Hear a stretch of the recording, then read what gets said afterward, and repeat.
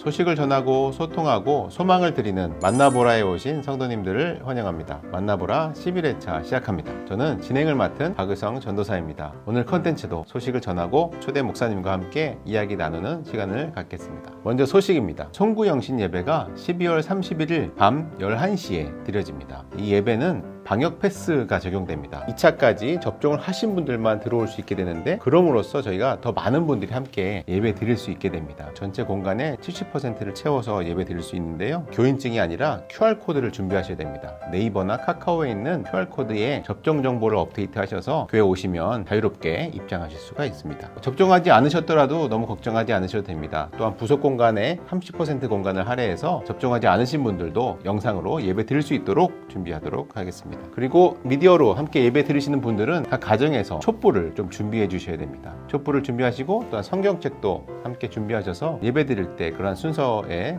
참여할 수 있도록 준비해 주시면 감사하겠습니다. 다음 소식입니다. 지난해 송구영신 때 기도 제목들을 쓰셨을 겁니다. 이 기도 제목에 따라서 여러분들 한 해 동안 기도하셨고, 또한 그런 기도의 응답들이 있었던 것도 있을 것이고, 계속해서 또 바뀐 기도 제목들도 있을 것입니다. 기도 제목들 다시 한번 받아보실 수가 있는데요. 여러분들의 주보대에 꽂혀있는 기도 제목들 뽑아보시고, 또 다음 해에는 어떤 기도 제목들을 가질까라고 하는 기도를 적는 시간들 되셨으면 좋겠습니다. 2022년 캘린더가 나왔습니다. 여러분들 교회 오시면 1층이나 2층, 3층 또는 안내실 다 비치가 되어 있으니까 주말 예배 때 오셔서 찾아가셔도 되고, 주중에 오셔서 찾아가실 수도 있습니다. 내년 캘린더 표가 적혀 있죠. 레트로 말씀으로 돌아가자. 내년 함께 성경 통독을 하게 되는데요. 캘린더와 함께 하시면 더 유용할 것입니다. 한번 넘겨볼까요?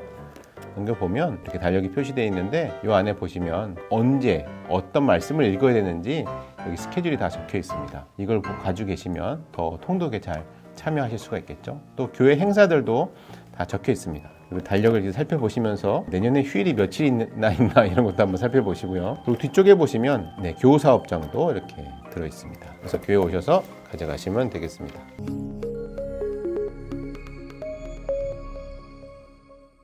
다음 순서는 소식을 나누고 기도하는 마음을 나누는 시간입니다. 소나기 시간, 오늘 초대 목사님은 박성욱 목사님입니다. 어서 오세요, 목사님. 네, 반갑습니다. 네. 반갑습니다. 한번 소개 한번 부탁드리겠습니다. 네, 저는 충성동산과 국내선교부 대외협력 역사 자료실을 섬기고 있는 박성욱 목사라고 합니다. 많은 사역을 맡고 계신 것 같습니다. 지금 사역하시는 거 먼저 얘기를 좀 나눠보면 좋을 것 같은데요. 사실 저번 주에 김병윤 목사님께서 나오셔가지고 활주로 같은 사역을 하고 있다 하는데, 저는 이제 사역하는 현장이 활주로 같아야 되겠다라고 생각을 합니다. 지금 들어보니까 또 굉장히 더 활주로보다 더 크지 않나 하는 사역들이 지금 있는 것 같습니다. 네, 절대로 활주로보다 크지 않고요. 저는 그 활주로를 이용해서 우리 김병윤 목사님이 동으로 가라면 동으로 가고 서로 가라면 서로 가고, 또 제가 이쪽은 어떨까요? 라고 말씀을 드리면 그쪽으로 갈 수 있도록 많이 도움을 주시는 역할을 해주고 이렇게 계시죠. 또 겸손한 모습까지. 아유, 그렇지 않습니다. 네. 김병윤 목사님 사랑합니다. 어떻게 지금 맡고 계신 사역을 자세하게 한번 나열해 주실 수 있을까요? 네, 일단은 저희 국내 선교부 같은 경우에는 4개 위원회로 되어 있는데, MMP 선교위원회, 군 선교위원회, 캠퍼스 선교위원회, 70문도 전도대가 있습니다. 액티브한 선교회들이 많이 있는 것 같습니다. 네. 나가야 되는 액션을 네. 취해야 될 것 같은. 네. 저도 한번 같이 기억나는 게 군선교회 육군훈련소에 가서 정말 그 수많은 장병들과 함께 찬양을 막 불렀던 기억이 납니다. 네. 실로암. 네, 실로암. 네. 뭐 자료 화면 나가나요?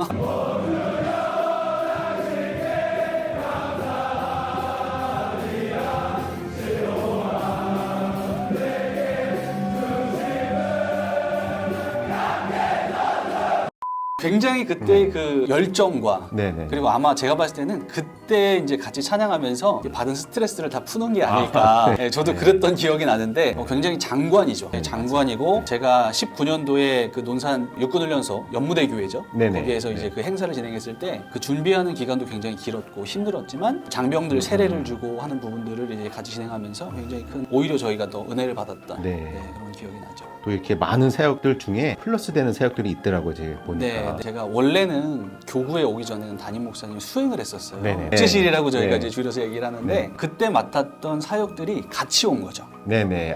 떨어지지 않는군요. 간다고 떨어지지 않는 거군요. 떨쳐내지 못하고 네. 저한테 이렇게 딱 네. 붙어가지고 네. 같이 이제 왔던 네. 사역들인데, 이 사역들도 사실은 굉장히 범위가 넓어요. 이게 루틴하게 있는 일들은 아니지만 다방면의 일들을 이제 하는 거기 때문에 굉장히 쉽지 않은 사역이죠. 우리 평신도 성도님들은 잘 모르실 것 같은데 만나교회가 이렇게 있으면 차례대로 올라가는 거예요. 만나교회, 분당지방, 중앙연회, 기독교대한감리회 이렇게 올라가는데 인사이동을 한다든지 또 교회가 무슨 일을 할 때 이런 것들이 이제 다 여기를 걸쳐 통해서 이제 일을 해야 되는 건데 그런 것들을 제가 조율하고 문서 작성을 하고 또 소통을 하는 일들을 제가 진행을 하는 것이죠. 그리고 여기에 플러스 하나가 더 있다고 제가 들었습니다. 네, 역사 자료실. 그래서 만나교회가 창립 40주년이었잖아요. 처음 그 송파 성전 시절부터 김우영 목사님 설교 자료, 사진 자료, 만나교회를 대표하는 물건들, 김병삼 담임 목사님께서 2대 담임 목사님이 되시면서 하셨던 사역에 대한 모든 것들이 다 이렇게 BTD가 유명하잖아요. 저희 교회가 자료들과 또 교육부 자료, 교구 자료 이런 것들이 모여 있어요. 그런 것들을 이제 관리하고 이관시키고 정리하고 이런 것들을 하는 거죠. 이게 만나교회 히스토리잖아요. 그 안에 만나교회를 통해서 일하셨던 하나님의 이야기, 히스토리가 또 그 안에 또 히스토리. 담겨져 있는 것이죠.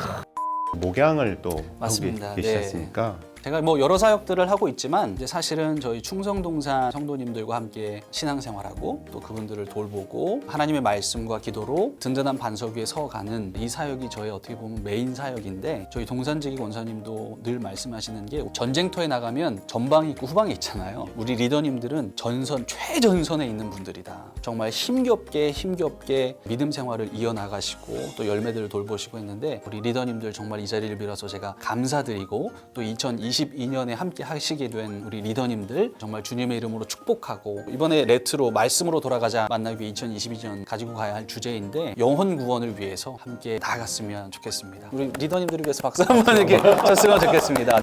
그리고 좀 이제 동산에 특별한 좀 변화들이 있다고 들었습니다. 굉장히 큰 변화인데요. 제가 사실은 저희 집안에서 3대째 목사예요. 저희 아버님도 지금 목회하고 계시고 할아버님도 목회를 하셨었는데 그 영향을 받은 것인지 제가 충성동산 와서 세 번째 동산지기님을 우리 이예순 권사님, 박혜선 권사님, 지금 동산지기 권사님이시죠. 도와주셨는데 남편 되시는 최용석 권사님께서 엔지니어세요. 르노 자동차 프랑스 본사로 발령을 받으셔서 이제 부득이하게 옮기시게 됐어요. 그 뒤를 이어서 김도희 권사님 주일 10시 예배마다 이렇게 피아노 쳐주셨던 세 번째 동산지기를 맡아주시게 됐습니다. 참 김도희 권사님은 참 어느 때마다 많이 섬겨주셨던 것 같아요. 김도희 권사님을 딱 보면서 들었던 권사님 너무 대단하시다 했던 게 코로나 이전에 저희 매일 기도회가 저녁에도 있었잖아요. 저녁 9시에 기도회를 하면 늘 나오셔서 반주를 하시고 기도의 자리를 지키셨던 그 모습을 제가 봤거든요. 그래서 참 기도하시는 권사님이시구나. 기도의 열매들이 또 하나하나 이루어져가는 모습을 보면서 정말 하나님이 기뻐하시는 자리에 있다. 그런 생각을 했어요. 좀 전에 참 우리 목사님께서 아버지도 할아버지도 목회자 하셨다라고 했는데 어떤 점이 좋아서 목사님께서는 목회 길을 선택하셨고 또 어떤 기대가 있으신지 궁금합니다. 제가 태어났을 때 저희 아버님께서 목욕제기를 싹 하시고 베토벤 카세트 테이프를 딱 들고 틀고 저를 딱 안고 서원 기도를 드리셨대요. 첫 아들 주님께 바칩니다. 제가 성장 과정 중에서 그 유년기에도 그랬고 계속 저희 아버님께서 세뇌를 시키셨어요. 너는 목사가 되어야 된다. 목사가 되어야 된다. 근데 이제 그런 시간들이 사실 제가 되게 싫었었거든요. 그런데 돌이켜보니까 모든 것이 하나님의 은혜였다라는 체험들을 좀 많이 했어요. 하나님이 어떻게 내 삶 가운데 역사하시고 내 삶을 이끌어 가시는지 그런 부분들을 체험을 하면서 제일 컸던 것들이 무엇이었냐면 군대에 갔을 때 이것도 참 은혜인데 제가 그럴 자격이 없는데 군종병으로 일을 하게 된 거예요. 그러면서 병사가 저한테 찾아와서 어떻게 하면 하나님을 만날 수 있고 오늘 설교 말씀에 목사님께서 말씀하시기를 성령 받으면 내 삶이 변한다고 하는데 정말 그것이 진짜냐 이제 그런 이야기를 하시면서 저한테 알려달라고 하더라고요. 솔직히 말씀드리면 그때 저도 아직 하나님을 인격적으로 만나지 않았던 시기여서 그 말을 딱 들었는데 제 마음 가운데 저도 똑같은 호기심이 들었어요. 정말 하나님 만나면 변화가 있을까? 제가 같이 기도해보자 라고 얘기를 했어요. 같이 기도를 하는 가운데 그 친구도 만나고 저도 하나님을 만나면서 아버님께 전화를 드렸죠. 제가 신학을 이제는 해야 될 때가 된 것 같습니다. 제가 그때부터 공부를 군대에 있으면서 공부를 시작했고 이제 저희 아버님께서 말하기를 감리교회가 요한 웨슬리 목사님 유지를 이어받은 교단이잖아요. 그래서 영국에 있는 학교를 들어가면 좋을 것 같다. 그래서 그때 공부를 하면서 영국으로 제가 유학을 가게 됐고 꽤나 긴 시간을 공부를 했었죠. 그리고 나서 거기에서 결혼도 하고 제가 28살에 결혼했거든요. 그래서 저희 첫 아들도 거기에서 낳았고 그런 이야기들이 좀 제 삶 가운데 좀 있죠. 그러니까 영적인 흐름들이 우리 성도님에게 잘 흘러갈 것 같습니다. 충성동산 성도님들 그 자녀들 위한 기도 이렇게 막 드리실 때 제가 이런 이야기들을 좀 많이 해줘요. 그 온라인 게임 그 니 땡이라는 그 게임이 아시죠? 게임에도 제가 굉장히 중독되어 있었던 시절도 있었고 그 아이들이 왜 게임에 빠지는지에 대해서도 제가 잘 알고 그것이 얼마나 부모님들의 마음을 힘들게 하고 어려운지도 잘 아는데 참 진부한 이야기인 것 같지만 진짜 하나님 만나면 삶이 변합니다. 그래서 2022년에도 정말 자녀들을 위한 기도, 남편들도 요즘 게임 많이 하지 않나요? 남편들도 이렇게 뭔가 정말 복된 삶으로 말씀을 가까이 하는 삶을 살아갔으면 좋겠다라고 생각하시는 우리 성도님들 기도 열심히 하시면 반드시 하나님께서 응답하시고 그들의 삶을 이렇게 이끌어 가십니다. 그때는 또 모르는 것 같고 지나보면 정말 인도하셨다라는 게 느껴지는 거죠. 올해 마지막 나가는 방송이 될 것 같아요. 우리 동산 식구들에게 또 우리 또 만나보라를 시청하는 시청자들에게 말씀 전해주시고 마치면 좋을 것 같습니다. 제가 최근에 읽은 책 중에서 마틴 로드 존스의 그 복 있는 사람, 마틴 로이드 존스인가요? 이 책을 보는데 이런 내용이 있더라고요. 이 세상의 모든 사람이 추구하는 것은 과거와 동일합니다. 시편 1편의 시인이 살던 시대에 사람들이 무엇을 찾고 있었는지 아시나요? 바로 행복입니다. 그런데 제가 여러분에게 이 시편 1편에 관심을 기울이라고 말씀드리는 이유가 있는데 이것이 하나님의 가르침이기 때문입니다. 다른 모든 책은 인간의 가르침입니다. 저는 철학자들이 행복의 문제를 탐구했다는 것을 압니다. 그들 중에는 유토피아에 대해 쓴 사람들도 있습니다. 철학의 본질은 행복 추구, 복의 추구였습니다. 그러나 아시다시피 철학은 모두 수포로 돌아갔습니다. 하지만 우리에게는 하나님의 행복 처방이 있습니다. 하나님의 처방. 그래서 저는 성경으로 돌아갑니다. 제가 담임 목사님께서 레트로 말씀으로 돌아가자 이 2022년의 주제를 선포하시면서 제 마음 가운데 들었던 생각이 바로 이런 생각이었습니다. 하나님의 처방이 코로나로 인해서 지쳤던 우리의 마음 가운데 복된 것으로 작용하기 위해서는 주님의 말씀으로 돌아가야 한다. 그래서 이 말씀을 통하여서 우리의 삶이 진정한 행복을 누리는 삶으로 회복되었으면 좋겠다. 그런 생각을 했거든요. 2021년 힘들고 어려운 정말 어두컴컴한 터널을 지나가 같은 그런 시간들을 우리가 보냈다면 2022년에는 말씀의 빛으로 우리의 삶을 조명하고 우리의 삶 가운데 무엇이 가장 필요한지를 밝히 깨달아 아는 우리 모두가 되었으면 좋겠습니다. 우리 같이 한번 이렇게 각자의 자리에서 외쳤으면 좋겠습니다. 하나, 둘, 셋. 말씀으로 돌아가자.